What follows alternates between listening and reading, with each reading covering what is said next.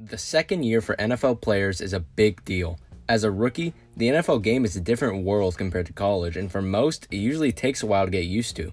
But with a full season under their belts, you expect to see some big development in those players. Recent examples for the Dolphins have been Xavier Howard from 2016 to 2017, and the Gink, Andrew Van Ginkel from 2019 to 2020. This logic applies even more so for the 2020 draft class. Last year during the pandemic, it was a hard season, especially for the rookies because there was no training camp or preseason to get them ready for actual NFL play.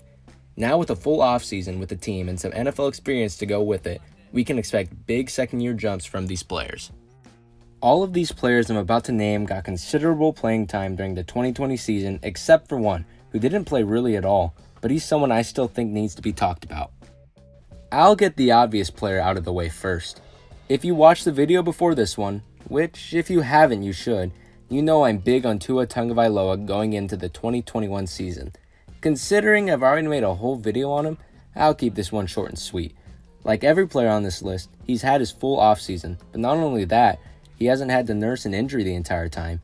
He's been able to focus on just training, creating chemistry with his receivers, and working on the mental side of his game. Plus, with the added talent around him, he should have a much better season than last year.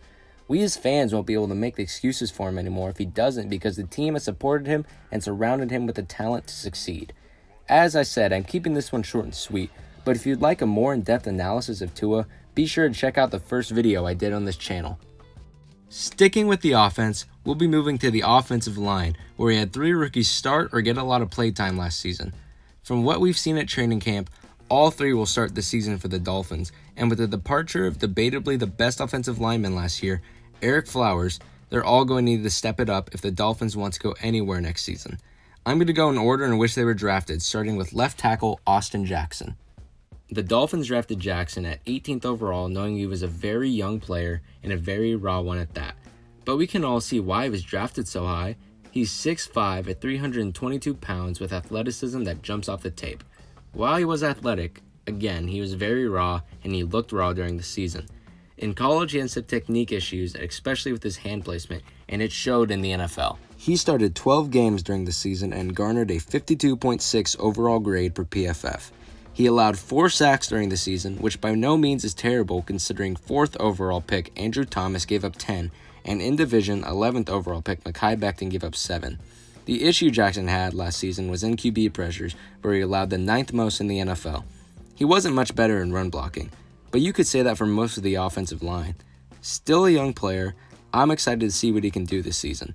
He has all the physical attributes to be a great player. If he can get his technique cleaned up, he's got a really good chance to be great this season. The next player picked of the 3 offensive linemen was Robert Hunt, who was our first pick in the 2nd round. This is the player who I think will have the biggest jump of the offensive linemen. Coming out of college, Robert Hunt played right tackle but was projected as a guard in the NFL. He was kind of in the same boat as Jackson. Really athletic and while not anywhere as raw as Jackson considering he was drafted at 23 years old and was a 4-year starter, he was still a bit raw. Hunt started 11 games at right tackle in which he played about 100 less snaps than Jackson. He was given a 65.8 overall grade per PFF and allowed only 3 sacks, only allowing 23 pressures. He also averaged the most yards on the team when the team ran behind him.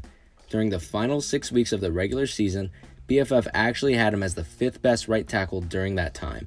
That's great and all, but why I think he'll have the biggest jump out of the O-lineman is because of his move to right guard.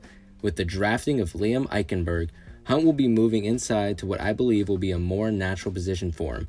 While I do think Hunt could have a solid NFL career at tackle, I think he's got a ridiculously high ceiling as a guard in the NFL, and I think he'll end the season as one of the better offensive guards in the NFL.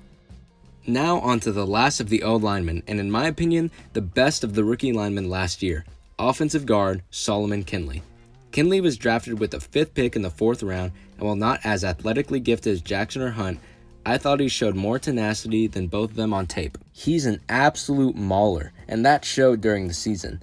PFF actually had him graded lower than both Jackson and Hunt at 51.3, but I, as well as the Dolphins, believe he played much better than his grade. Kinley would start in 13 games, the most out of any rookie, where during the first month of the season, he didn't allow a single sack. He also showed the same nastiness he showed in college in the run game.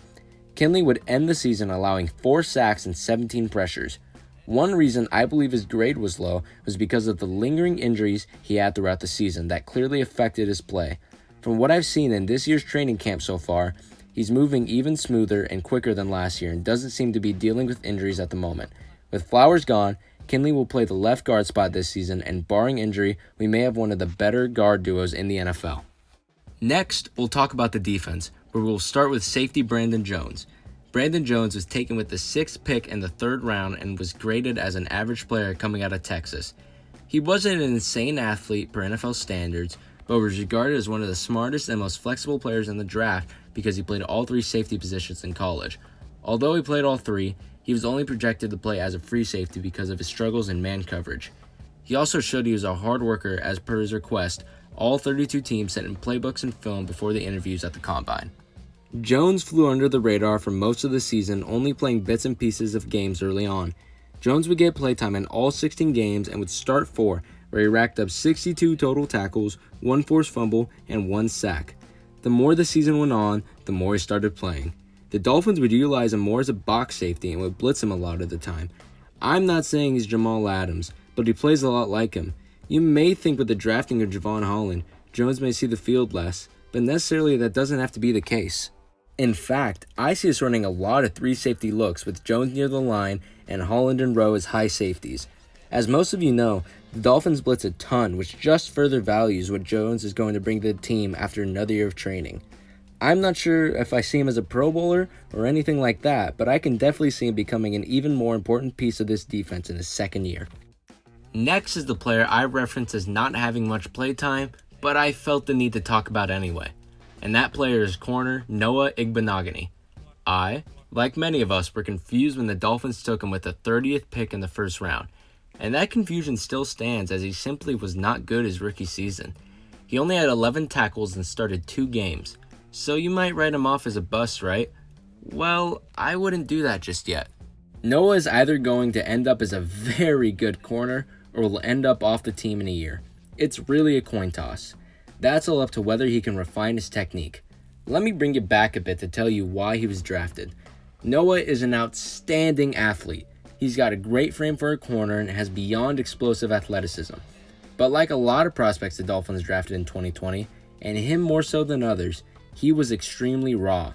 His first time playing corner was in the 2018 season at Auburn, meaning prior to being drafted, he had only played corner for 2 years. He's an extremely physical press corner, which the Dolphins love because we run man so much. I'm not saying he won't end up a bust because there's a high chance he will. At the moment, he's just an athlete learning a position, but if he can learn from Brian Flores and 2 of the best corners in the league, then I'm not sure there's a player that fits into the Dolphins' defensive scheme better than him. Also, fun fact, 1st round pick Devontae Smith said Igbonogony was the best corner he's ever faced. And last but most certainly not least, we have a player I believe will have the biggest jump and will have the biggest impact on the team in his 2nd year, defensive tackle Raekwon Davis. We took Davis with the 24th pick in the 2nd round, and I'm sure happy we did. Davis was a monster of a man at 6'6", 311 pounds. Flores was beaming with joy after we were able to snag him. But the Raekwon Davis era didn't start out too hot. In fact, during our Week 1 loss to the Patriots, Davis was graded as the worst player on the field, which is saying a lot. But he only got better from then on. While Davis was never amazing in the pass game, he was an absolute menace in the run game, being one of the best, if not the best, run-defending rookies in the NFL. Davis would receive a 71.1 grade per PFF, where he would finish with 40 total tackles and 1 sack. He would also make PFF's all-rookie team. It's only up from here for Davis. He's only going to get stronger and smarter. At training camp, he was talking about the coaches helping him with his pass rushing arsenal. And let me tell you, if that man becomes a pass rusher, you're looking at one of the best defensive players in the NFL. I may be over-exaggerating, but if Davis ended up near or in the top 10 defensive tackle conversation this year, I wouldn't at all be surprised. And that's it. I really think all these players can make that next step, and if they do, you're looking at a really special Dolphins team. Now, all of this is my opinion, and if you disagree, feel free to comment down below. And if you have any topics you'd like me to talk about, feel free to comment that as well. And if you have the chance, hitting that like and subscribe button would be a big help. Thanks everyone for watching, and I'll see you in the next video.